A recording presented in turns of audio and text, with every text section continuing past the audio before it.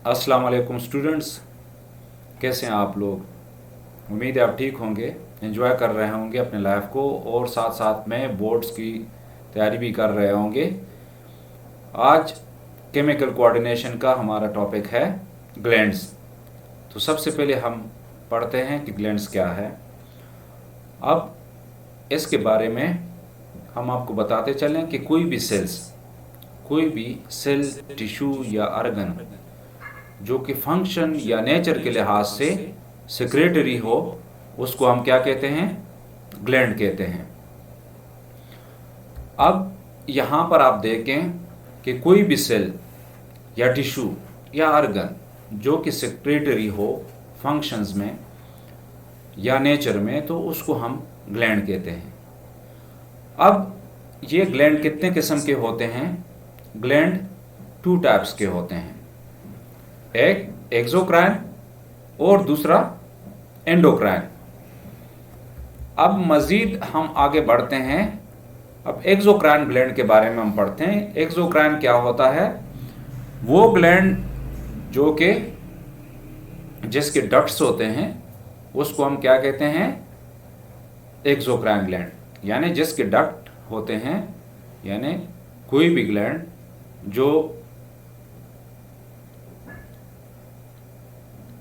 Duct रखता हो, यानी जिसके नालियां हो और उन नालियों के ज़रिए अपनी सिक्रीशंस यानी हार्मोन या कोई भी जो सिक्रीशंस उसकी हो वो टारगेट सेल्स तक या टारगेट ऑर्गन तक पहुंचाए, उसको हम क्या कहते हैं? उसको हम एक्सोक्राइन ग्लैंड कहते हैं। अब दूसरी किस्म के जो ग्लैंड्स होते हैं वो डक्टलेस ग्लैंड या एंडोक्राइन ग्लैंड्स होते हैं। वो कौन से ग्लैंड्स होते हैं? डक्टलेस ग्लैंड या एंडोक्राइन ग्लैंड्स। अब यहाँ पर जो ये आपको नजर आ रहा है ये डक्टलेस ग्लैंड है। कौन सा ग्लैंड है? डक्टलेस। अब डक्टलेस ग्लैंड्स, एंडोक्राइन ग्लैंड्स में कोई डक्ट नहीं होती। ये अपने सिक्रीशंस जब सिक्रीट्स करते हैं तो इंटरस्टेशियल फ्लूइड में चले जाते हैं और वहाँ से आहिस्ता आहिस्ता ब्लड में एब्जॉर्ब हो जाते हैं, और जब ये एब्जॉर्ब होते हैं वहाँ से ये टारगेट सेल्स तक पहुँच जाते हैं और उसका इफेक्ट होना शुरू हो जाता है। इसका इफेक्ट फ्यू मिनट से लेकर फ्यू आवर्स तक या इससे कुछ लॉन्गर भी हो सकता है। तो ये दो ग्लैंड्स आपको क्लियरली आपको पता होना चाहिए कि एक्सोक्राइन और एंडोक्राइन। कुछ ग्लैंड्स होते हैं जो कि मिक्स्ड होते हैं, जिसको हम मिक्स्ड ग्लैंड या हेट्रोक्राइन ग्लैंड्स कहते हैं, जो कि एक्सोक्राइन भी होते हैं और एंडोक्राइन, यानी उनमें दोनों टिश्यूज पाए जाते हैं, एक्सोक्राइन और एंडोक्राइन। इसमें जो जो हेट्रोक्राइन ग्लैंड्स है उसमें पेंक्रियास है, कुछ और भी होते हैं। अब ये जो ग्लैंड्स होते हैं दोनों काम करते हैं। अब मजीद आगे बढ़ते हैं, देखते हैं कि एक्सोक्राइन ग्लैंड्स क्या होते हैं। जैसा कि मैंने पहले आपको बताया कि एक्सोक्राइन ग्लैंड्स के डक्ट्स होते हैं और उन डक्ट्स के ज़रिए जो अपने सिक्रीशंस पोर करते हैं किसी भी कैविटी में, ल्यूमन में या ऑन द बॉडी सरफेस ये करते हैं। अब हम मज़ीद पढ़ते हैं, यानी ये कौन से ग्लैंड है? ये वो ग्लैंड्स है जो डायरेक्टली किसी डक्ट के ज़रिए अपनी सिक्रीशंस कहाँ पहुँचाते हैं? ये किसी भी ल्यूमन में। मतलब ल्यूमन का मतलब क्या होता है? जैसा कि मैं आपको क्लियर करता हूँ, इंटेस्टाइन। अब इंटेस्टाइन में स्मॉल इंटेस्टाइन भी है, लार्ज इंटेस्टाइन भी है। अब वहाँ पर कुछ ग्लैंड्स होते हैं जो कि डायरेक्टली अपनी सिक्रीशन डक्ट्स के थ्रू सिक्रीट करके उस ल्यूमन, मतलब वो जो ल्यूमन मतलब ये फ़र्ज़ करें मैं आपको ये बताता हूँ, ये एक इंटेस्टाइन है। यहाँ पर ये आपको जो नज़र आ रहा है ये, तो ये अंदर वाला जो हिस्सा इसका है ये ल्यूमन है। यहाँ पर ये डायरेक्टली जब सिक्रीट करते हैं अपने सिक्रीशंस, तो इसको हम क्या कहते हैं? इसको हम ल्यूमन कहते हैं। है ना, डायरेक्टली ये कहाँ पर जो है अपनी सिक्रीशंस भेज देते हैं? ल्यूमन में। अब हम आगे बढ़ते हैं, मज़ीद हम इसके बारे में पढ़ते हैं। अब यहाँ पर मैं आपको बताता चलूँ कि एक्सोक्राइन ग्लैंड्स जिस तरह सेलेवरी ग्लैंड्स है, ये भी क्या है? एक्सोक्राइन, क्योंकि ये डायरेक्टली डक्ट के ज़रिए अपनी सिक्रीशंस वो करते हैं, भेजते हैं किसी भी कैविटी में। अब नेक्स्ट बॉडी कैविटी, इन एक्सोक्राइन ग्लैंड्स कहाँ पर, यानी बॉडी कैविटी, जैसा कि मैंने कहा कि सिलेवरी ग्लैंड। अब यहाँ पर ये सिलेवरी ग्लैंड जो आपको नजर आ रहा है, ये क्या करता है, ये जब सलेवा बनाते हैं, अब सलेवा को यानी ओरल कैविटी में, कहाँ पर, ओरल कैविटी में, ओरल कैविटी जो कि बॉडी की एक कैविटी है, मतलब मुंह में इसकी सिक्रीशन आ जाती है और ये सलेवा क्या करता है, हमारे खुराक को भी मॉइस्ट रखता है और इस तरह हमारे माउथ के जो म्यूकस मेम्ब्रेन है उसको भी मॉइस्ट रखना है। तो इस लिहाज से हम बातें भी करते हैं, हम बात करने में भी हेल्प होता है, खुराक को मॉइस्टन करने भी और नरम करने में भी, और इसमें कुछ एंजाइम्स होते हैं टाइलिन वगैरह, और वो कार्बोहाइड्रेट्स के मतलब एब्जॉर्प्शन में भी हेल्प करते हैं। इसी तरह हम आगे बढ़ते हैं। कुछ ग्लैंड्स होते हैं जो कि outer surface of the body अपनी सिक्रीशंस पोर करते हैं, जैसा कि सेबेशियस ग्लैंड। अब सेबेशियस ग्लैंड्स हमारे स्किन में होते हैं और ये जो ग्लैंड है ये क्या करते हैं, ये आउटर सरफेस पर ये अपने सिक्रीशंस पोर करते हैं, यानी स्किन में जो ग्लैंड्स होते हैं यहाँ पर। इसके अलावा जो हमारे स्वेट ग्लैंड्स होते हैं वो भी क्या करते हैं, स्वेट को बाहर की तरफ फेंकते हैं। तो ये एग्जाम्पल जो है ना इसके ये हो गए। इसके अलावा यहाँ पर आंखों में हमारे ऊपर यहाँ पर मेबोमियन ग्लैंड होते हैं जो कि इसकी सिक्रीशंस भी जो होती है वो बाहर की तरफ होती है। अब मजीद आगे बढ़ते हैं हम एंडोक्राइन ग्लैंड्स के बारे में। जैसा कि पहले मैंने आपको बताया कि एंडोक्राइन जो ग्लैंड्स होते हैं ये क्या होते हैं, डक्टलेस ग्लैंड होते हैं। कौन से ग्लैंड होते हैं, डक्टलेस, यानी इसमें डक्ट नहीं होता। कैसे ग्लैंड्स होते हैं ये, डक्टलेस ग्लैंड होते हैं, यानी ये अपनी सिक्रीशंस डायरेक्टली इंटरस्टेशियल टिश्यू में सिक्रीट करते हैं और वहाँ इंटरस्टेशियल टिश्यू से इंटरस्टेशियल फ्लूइड से ये एब्जॉर्ब हो जाते हैं डिफ्यूजन के थ्रू ब्लड कैपिलरीज में, और वहाँ से ये टारगेट ऑर्गन्स या टारगेट सेल्स तक पहुँच जाते हैं और वहाँ पर इसका इफेक्ट्स रहता है। अब ये जो ग्लैंड्स हैं ये कौन से ग्लैंड्स होते हैं, यानी ये सिक्रीट करते हैं अपने प्रोडक्ट यानी हार्मोन को डायरेक्टली इंटरस्टेशियल फ्लूइड में, जो कि इन सिक्रेटरी ग्लैंड्स को सराउंड कर रहे होते हैं। अब यहाँ से ये जो सिक्रेशंस होती हैं ब्लड सेल्स, ब्लड कैपिलरीज के थ्रू या ब्लड वेसल्स के थ्रू ये टारगेट सेल्स तक पहुँचते हैं।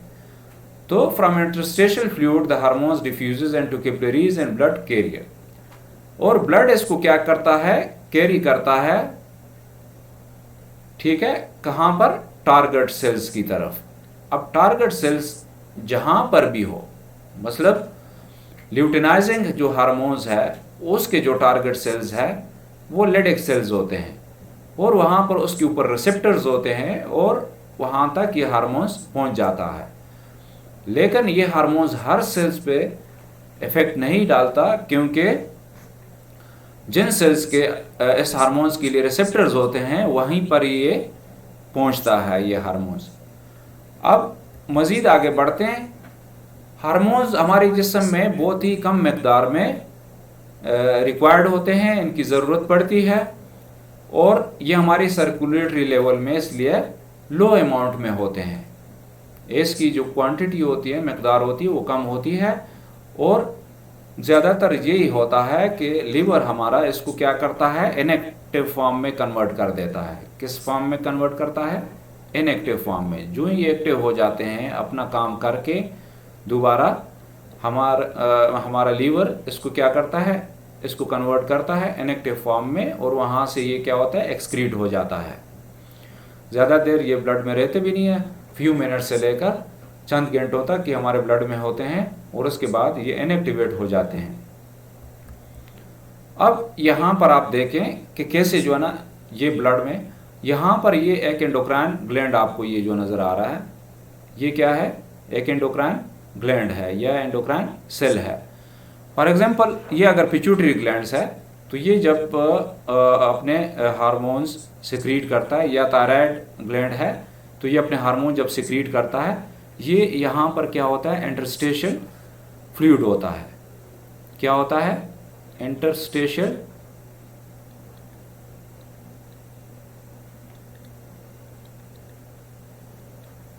फ्लूइड। अब इंटरस्टेशियल फ्लूइड के जरिए ये क्या हो जाता है, डिफ्यूज हो जाता है ब्लड कैपिलरीज में।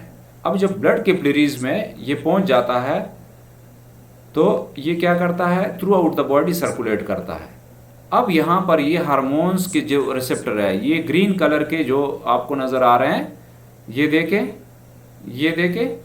ये क्या है, ये हार्मोन्स रिसेप्टर्स है। अब ये हार्मोन इन रिसेप्टर्स के थ्रू इस टारगेट सेल्स तक पहुंच जाता है या टारगेट ऑर्गन्स तक पहुंच जाता है। तो स्टूडेंट, आपने देखा कि एंडोक्राइन ग्लैंड्स के कोई डक्ट्स नहीं होते और ये इंटरस्टेशियल फ्लूइड में सिक्रीट हो जाते हैं और वहाँ से डिफ्यूजन के थ्रू कैपिलरीज में दाखिल हो जाते हैं और ये हार्मोन सर्कुलेट करते हुए टारगेट सेल्स तक पहुँच जाते हैं और टारगेट सेल्स पर हार्मोन रिसेप्टर्स होते हैं। अगर ये हार्मोन रिसेप्टर्स ना हो, फॉर एग्जांपल ये एक सेल है और यहाँ पर इसके ऊपर ये वाला रिसेप्टर नहीं, तो यहाँ पर ये हार्मोन्स अपना इफेक्ट नहीं कर सकता। तो जब इफेक्ट नहीं होगा तो ये हर सेल्स को टारगेट नहीं करते हैं। अब यहाँ पर आप डिफरेंट टाइप्स के एंडोक्राइन ग्लैंड्स आप देख सकते हैं। ये देखें, ये पिट्यूटरी ग्लैंड। अब ये पिट्यूटरी ग्लैंड कहाँ पर अटैच होता है, ये एपिथैलेमस और हाइपोथैलेमस के साथ ये ग्लैंड जो है ना वहाँ पर अटैच्ड होता है। इसी तरह पाइनियल ग्लैंड्स भी यहाँ पर होता है हमारे, जो हाइपोथैलेमस के साथ अटैच होता है। इसी तरह ये आकर ये आप देख रहे हैं थायराइड ग्लैंड। थायराइड ग्लैंड हमारे ट्रेकिया के अराउंड मौजूद होता है। तो ये देखिए, ये ट्रेकिया है, यहाँ पर ट्रेकिया के अराउंड ये क्या करता है, ये मौजूद होता है। और इसके बैक साइड्स पे कुछ 4 ग्लैंड होते हैं। कितने? 4 ग्लैंड्स होते हैं इसके बैक साइड पे, उसको हम क्या कहते हैं, पैराथायराइड ग्लैंड्स। अब यहाँ पर आप देखें, ये क्या है, ये पेंक्रियाज है जिसको हम लबलबा भी कहते हैं। ये क्या प्रोड्यूस करते हैं, जैसा कि हम पहले पढ़ चुके हैं, ये ग्लूकागॉन, इंसुलिन और सोमेटोस्टेटिन हार्मोन्स। और ये मैक्स ग्लैंड होता है जो एक्सोक्राइन भी है और एंडोक्राइन भी है। इसी तरह यहाँ पर एड्रीनल ग्लैंड्स जो आप देख रहे हो, यहाँ पर ये वाले, ये एड्रीनल ग्लैंड्स है। कौन से ग्लैंड्स है? Adrenal glands.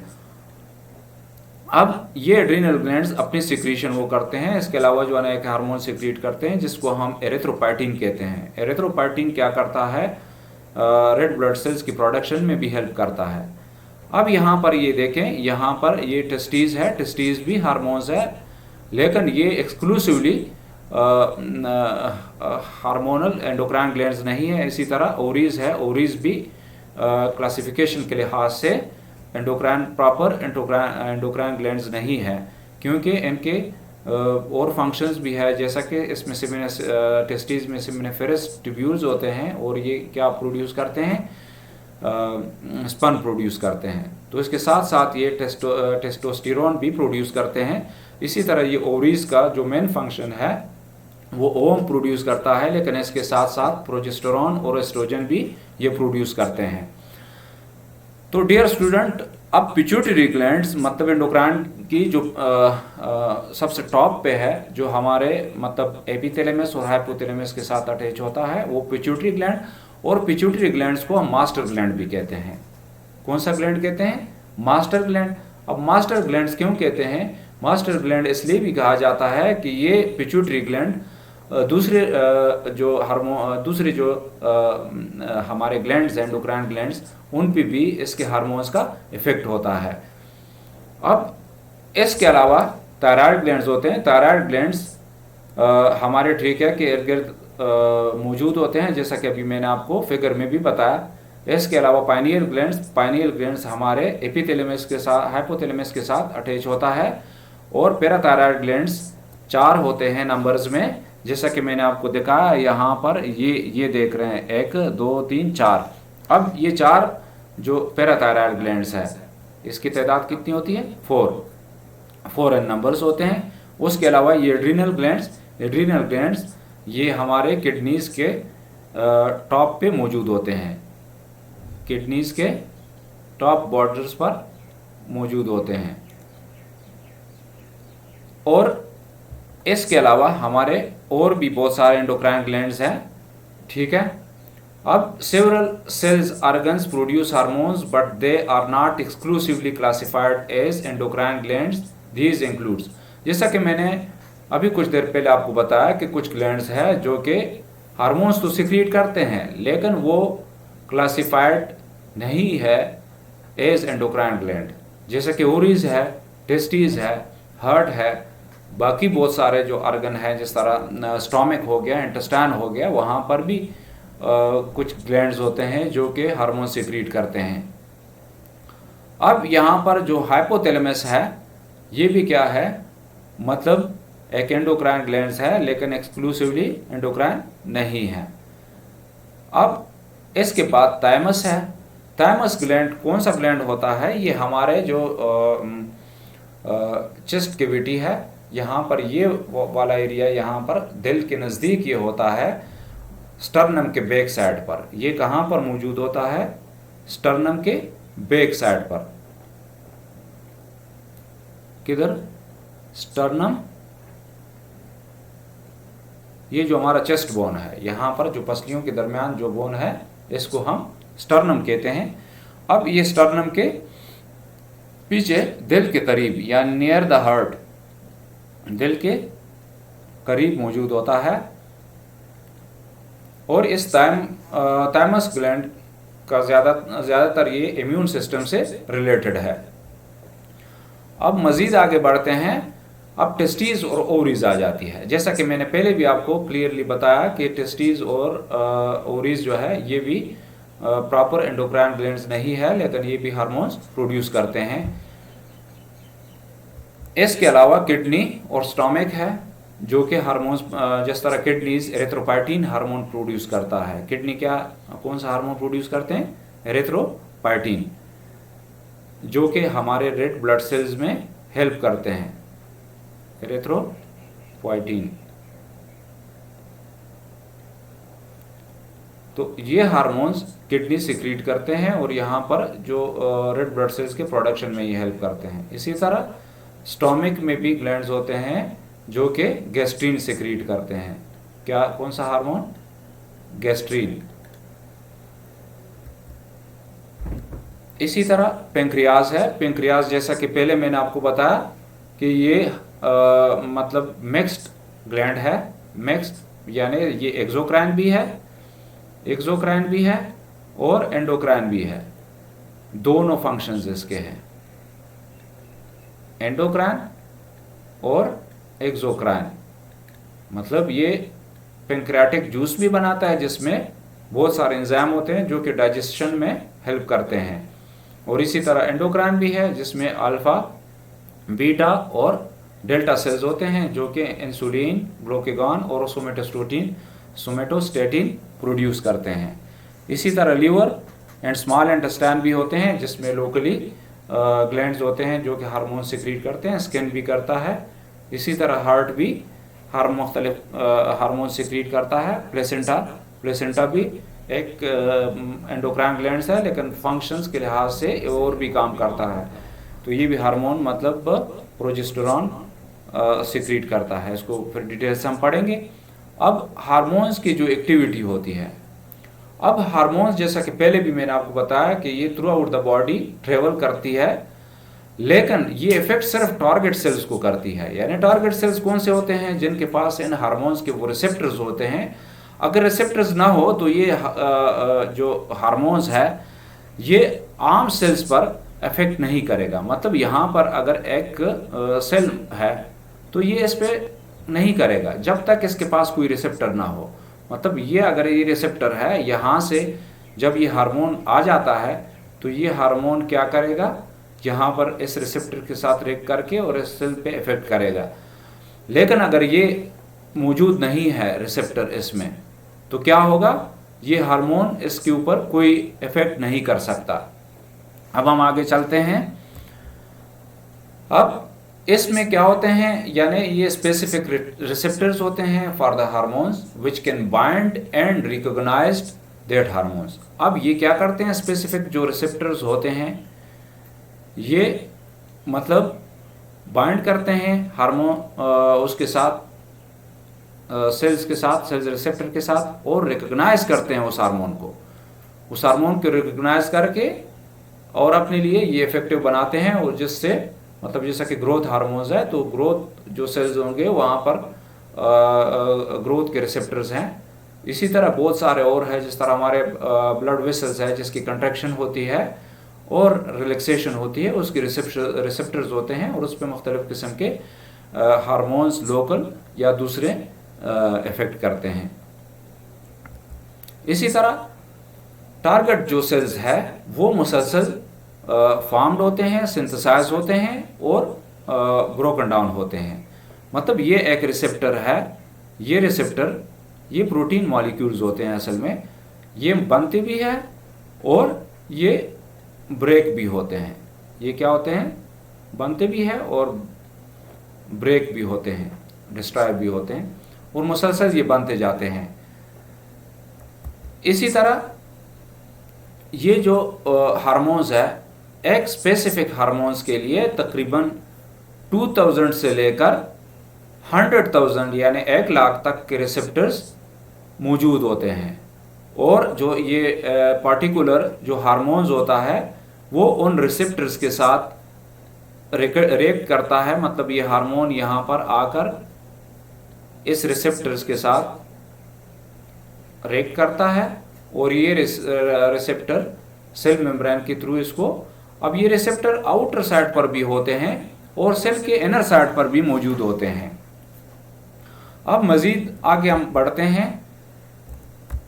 अब ये रिसेप्टर सेल्स क्या होते हैं, जैसा कि पहले मैंने आपको बताया कि ये जो रिसेप्टर सेल्स होते हैं ये प्रोटीन मॉलिक्यूल होते हैं इनसाइड द टारगेट सेल और ऑन इट्स सरफेस।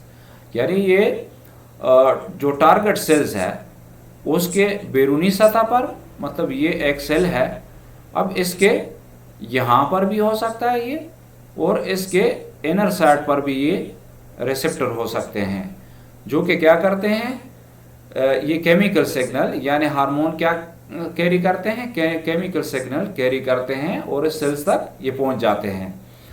अब यहाँ पर स्टूडेंट आप देखें, मैं आपको बताता चलूँ कि ये एक सिक्रीटिंग सेल्स है। अब इसने अपना हार्मोन सिक्रीट किया, ये इसका हार्मोन है। अब ये हार्मोन जब सिक्रीट किया, यहाँ पर नॉट अ टारगेट सेल्स, ये जो सेल है ये टारगेट सेल नहीं है, तो इस हार्मोन का इस सेल पे कोई इफेक्ट नहीं होगा क्योंकि इसके पास प्रॉपर रिसेप्टर नहीं है। लेकिन इसकी निस्बत आप यहाँ पर देखें, ये जो हार्मोन्स यहाँ से सिक्रीट हुआ, यहाँ पर रिसेप्टर मौजूद है, और ये रिसेप्टर इसको क्या करता है, रिसीव कर रहा है, और यहाँ से जो केमिकल जो सिग्नल है इस सेल्स तक पहुँच रहा है। मतलब यहाँ से ये होते हुए यहाँ पर ये रिसेप्टर तक, वो रिसेप्टर इसको के सिग्नल्स को जो केमिकल मैसेंजर यानी केमिकल मैसेजेस या सिग्नल्स है वो यहाँ तक इस सेल्स तक, टारगेट सेल्स तक पहुँच जाते हैं। अब इस सेल्स में देखें यहाँ पर कोई भी रिसेप्टर नहीं है, तो ये हार्मोन इसके ऊपर कोई इफेक्ट नहीं कर सकता।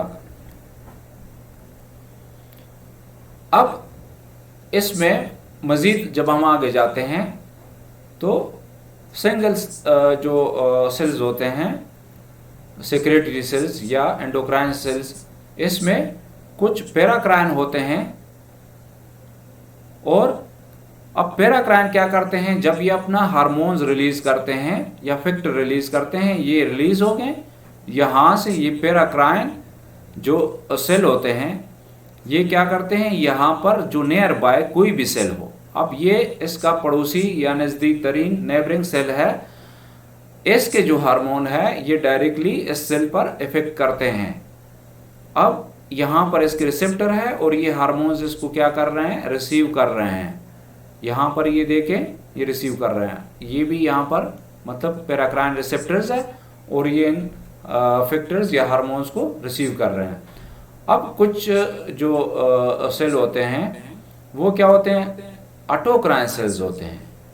ऑटोक्राइन सेल्स कौन से होते हैं? जो खुद ही मतलब अपनी सिक्रीशन सिक्रीट्स करते हैं, यानी हार्मोन्स या फैक्टर्स सिक्रीट करते हैं या केमिकल सिग्नल सिक्रीट करते हैं, और यहाँ से खुद ही इनके ऊपर जो है ना ऑटोक्राइन रिसेप्टर्स होते हैं। ये जो ग्रीन टाइप्स के आपको नजर आ रहे हैं ये ऑटोक्राइन रिसेप्टर्स है, और यहाँ पर ये लोकल जो हार्मोन्स है, मतलब लोकल जो सेल्स है या local endocrine single cell endocrine glands हैं, ये क्या करते हैं? इनमें दो किस्म की, यानी पैराक्राइन सेल्स, पैराक्राइन यानी वो सेल्स जो कि अपने जो हार्मोन्स है या केमिकल फैक्टर्स है वो सिक्रीट करके जो नियर बाय सेल्स पर इफेक्ट करते हैं, उसको हम क्या कहते हैं?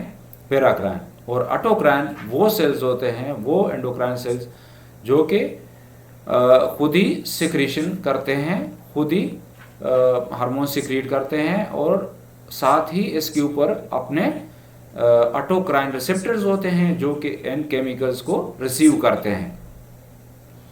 तो स्टूडेंट्स आपको ये पता होना चाहिए कि पैराक्राइन सेल क्या होते हैं और ऑटोक्राइन सेल, यानी ऑटोक्राइन सेल्स का अपने सेल्स के ऊपर ही इफेक्ट होता है, और पैराक्राइन सेल्स का अपने नेबरिंग सेल्स के ऊपर इसके हार्मोन्स का इफेक्ट होता है।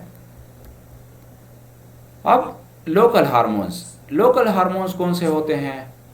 जैसा कि मतलब हमें एलर्जी हो जाती है, हिस्टामिन सिक्रीट होना शुरू हो जाते हैं। अब इस हिस्टामिन के लिए जैसा कि हम एंटी हिस्टामिन लेते हैं या एंटी एलर्जिक जिसको हम कहते हैं, वो टेबलेट लेते हैं ताकि हमें ज़ुकाम वगैरह बाज़ औक़ात हो जाता है तो उसको रोकने के लिए, या हमें कोई चोट लग जाती है तो प्रोस्टाग्लैंडिन वगैरह सिक्रीट होती है, हम पैरास्टामोल और इस तरह की कोई ना कोई मेडिसिन लेते हैं। अब यहाँ पर ये लोकल हार्मोन्स कहाँ से सिक्रीट होते हैं? Secreted by body tissue. ये कहाँ से सिक्रीट होते हैं? बॉडी टिश्यू से, यानी ये बॉडी टिश्यू क्या करते हैं? ये सिक्रीट करते हैं, secreted by the body tissue to act locally. ये लोकली क्या करते हैं? एक्ट करते हैं अपने उस पर। अब इसमें क्या है? नंबर 1 पे मैं आपको बता रहा हूँ, जैसा कि आपको स्क्रीन पे नज़र आ रहा है, ये हिस्टामिन है। हिस्टामिन जैसा कि मैंने कहा कि आपने सुना होगा एंटी हिस्टामिन वगैरह, जिस तरह एलर्जी होती है या दूसरी जो मतलब हमें रिएक्शन होता है तो हमें एंटी हिस्टामिन लेते हैं, तो हिस्टामिन को क्या करते हैं? इनहिबिट करते हैं। इसी तरह सेरोटोनिन।